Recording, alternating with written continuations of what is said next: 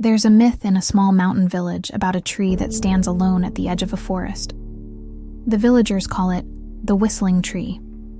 They say it's cursed, and no one dares to go near it after sunset. I didn't believe the stories until I heard the whistle for myself. The legend goes like this. Centuries ago, the tree was used as a gallows for criminals, but one man, accused of witchcraft, cursed the tree with his dying breath. He said, "Anyone who hears my whistle will be drawn to this place, and the tree will take what's owed." Since then, the villagers claim they've heard a haunting whistle on certain nights, low, mournful, and impossible to ignore. Some who heard it disappeared, never to be seen again. Others returned, but their minds were broken. I was staying with my grandparents in the village when I first heard the whistle. It was past midnight, and the sound drifted through my bedroom window.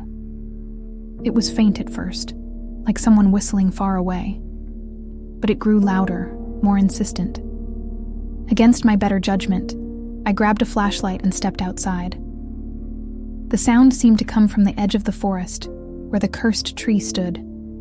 As I got closer, I felt a strange pull, like invisible hands were guiding me. The tree looked like something out of a nightmare. Its branches twisted unnaturally, and the bark seemed to pulse, almost as if it were alive. The whistle stopped. For a moment, everything was silent. Then, I heard something else. A voice, faint and raspy, whispering. My name. I froze. The whispering grew louder, and I realized it wasn't coming from behind me. It was coming from the tree itself.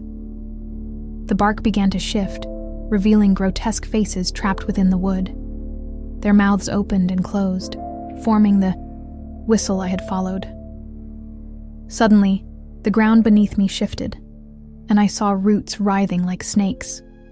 One wrapped around my ankle, pulling me closer to the trunk. I screamed and yanked my foot free, running back to the village as fast as I could. Next morning, I told my grandparents what had happened. My grandfather's face went pale. "You're lucky you escaped," he said. "Most don't. The tree feeds on those who come to it. That's why we warn people never to listen to the whistle." To this day, I can still hear it sometimes, faint and distant. The whistling tree hasn't forgotten me. If you hear a whistle in the night, don't follow it. Some myths are better left alone.